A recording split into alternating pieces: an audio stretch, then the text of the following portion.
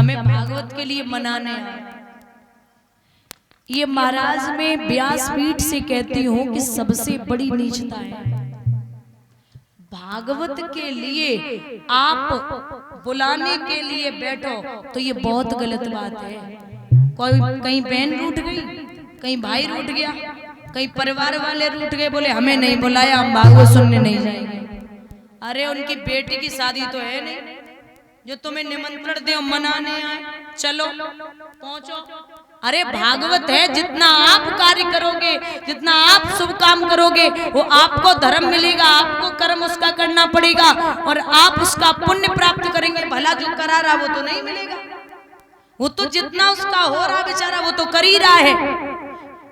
भागवत के लिए कभी ये सोच के मत बैठना कि मुझे सामने वाला हाथ जोड़ के लेके जाए। हमेशा 24 घंटे उसके लिए तैयार रहो, क्योंकि धर्म का कार्य हर किसी के नसीब में नहीं होता। महाराज आज द्रौपदी के केस पकड़ करके जब पहुंचे तो बीच सभा में द्रौपदी को डाल दिया। दुर्योधन कहने लगा, आ गई, आइए, बहुत दिनों से तलाश थी तुम्हारी। उस दिन की याद करो जिस दिन कहा था कि अंधे के अंधे ही पैदा होते हैं। आज आई हो तो सम्मान तो मिलना ही है। दुशासन इसे नग्न अवस्था में करके मेरी जंघा पर बिठा दे। नग्न अवस्था में।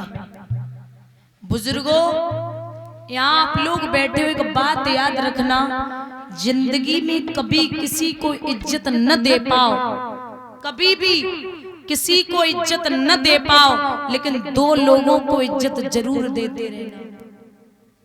एक है माँ और दूसरी है पत्नी। एक तुम्हें दुनिया में लाई है और दूसरी दुनिया छोड़ करके तुम्हारे पास आई है, तो इसलिए दो लोगों को इज्जत तो देना बनता ही है।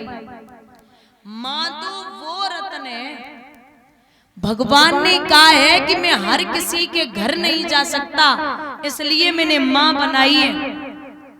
एक वो समय था कि तुम रोज लड़ते थे जब चार थे कि माँ मेरी है, माँ मेरी है, माँ मेरी है, और आज जब बड़े हो गए तब कहते हैं कि माँ तेरी है और माँ तेरी है और माँ तेरी है।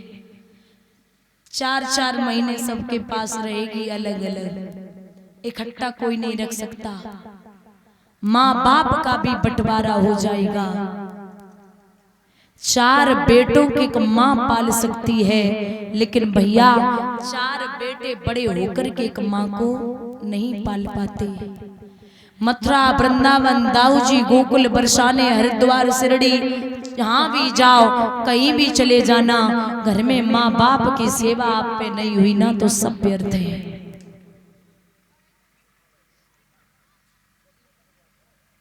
कहते हैं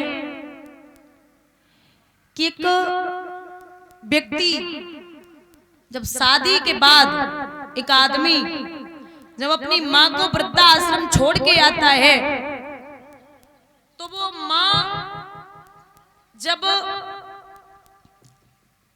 अंतिम सांसें लेती है, मरने से 10-5 मिनट पहले वो माँ अपने बच्चे को बुलाती है और कहती, लाला मैं तो जा रही हूं, लेकिन एक बात कहना चाहती हूं। बच्चा बोलता, क्या? तो माँ बोलती, लाला अब मैं तो जा रही हूं, तो इस कमरे में जहां मैं रहती थी ना, या पंखा लगवा देना। बच्चा बोलता, तू तो मरने वाली है मैया, फिर मैं यहाँ पंखा क्यों लगवा दूं?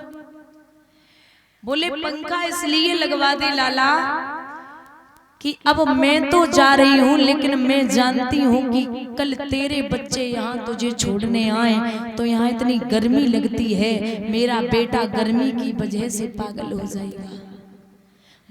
मैंने तो गर्मी सहन कर ली, मैं तो झेल गई, लेकिन मैं नहीं चाहती कल जब तेरी औलाद तुझे यहाँ छोड़ने आए तो तू गर्मी की वजह से यहाँ पागल हो जाए। महाराज कहते हैं कि भगवान ने जो मां सप्त